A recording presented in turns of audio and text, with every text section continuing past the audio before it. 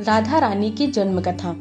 जब श्रीमन नारायण भगवान ने मोहिनी रूप धारण किया तब उनके इस रूप से स्वर्ग के सभी देवता मोहित हो गए।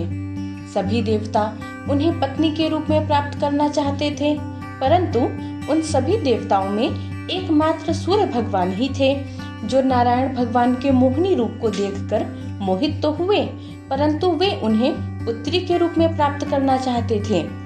नारायण भगवान ने उनके इस भाव को पढ़ लिया। जब सूर्य भगवान ने अपनी बात नारायण भगवान के समक्ष प्रस्तुत की तब नारायण ने कहा, हमें पुत्री के रूप में प्राप्त करना इतना सरल नहीं है, इसके लिए तुम्हें घोर तप करना होगा। सूर्य भगवान ने कई वर्षों तक तप किया। तत्पश्चात सूर्य भगवान भूमंडल पर एक राजा के रूप में अवतरित हुए। इस रूप में भी उन्होंने कठिन तप किया, परंतु उन्हें नारायण भगवान पुत्री के रूप में प्राप्त नहीं हुए। फिर जब सूर्य भगवान भूलोक में वृषभानु के रूप में आए तब इन्होंने नारायण की तपस्या छोड़कर ब्रह्मा जी की तपस्या की। ब्रह्मा जी उनकी तपस्या से प्रसन्न हुए और वृषभानु जी से वर मांगने को कहा। तब वृषभानु जी ने ब्रह्मा जी से कहा, मुझे आपसे कोई वर नहीं चाहिए, बस आप नारायण भगवान को स्मरण करा दीजिए कि उन्होंने भूलोक में पुत्री रूप में आने का आश्वासन दिया है। वृषभानु जी की एक ही इच्छा है कि उनके यहाँ ऐसी पुत्री आए जिसे देखकर मोहिनी भी मोहित हो जाए। ब्रह्मा जी ने नारायण को वृषभानु जी की बात से अवगत कराया। एक बार नारायण भगवान वृषभानु जी को दिए हुए वचन पर विचार करते हुए स्वर्ग में विचरण कर रहे थे।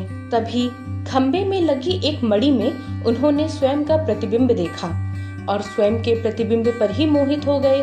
उन्होंने उस मणि पर स्वयं के प्रतिबिंब को स्थिर किया और लक्ष्मी जी की श्रृंगार पेटिका से स्वयं के प्रतिबिंब का ही श्रृंगार करने लगे। श्रृंगार पूर्ण होते ही जैसे ही उन्होंने प्रतिबिंब के श्याम वर्ण को गौर वर्ण में परिवर्तित किया, बैकुंठ के उस प्रतिबिंब में मानो जैसे सूर्य और चंद्र का एकाकार रूप प्रकट हो गया हो।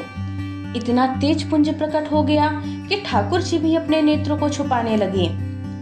धीरे से अपने नेत्रों को खोलकर जब ठाकुर जी ने अपने प्रतिबिंब को देखा, किशोरी जी का दिव्य स्वरूप प्रकट हो गया। ठाकुर जी ने किशोरी जी से प्रार्थना की कि आप प्रेम की स्थापना के लिए भूमंडल में सूर्य भगवान के अवतार वृषभानु जी के यहाँ पधारो। तब किशोरी जी ठाकुर जी की बात मानकर भूमंडल में वृषभानु जी और कीर्ति मैया के यहाँ अवतरित हुईं। इस प्रकार हमारी प्यारी राधिका रानी का जन्म वृषभानु जी और कीर्ति मैया के यहाँ बरसाना में हुआ।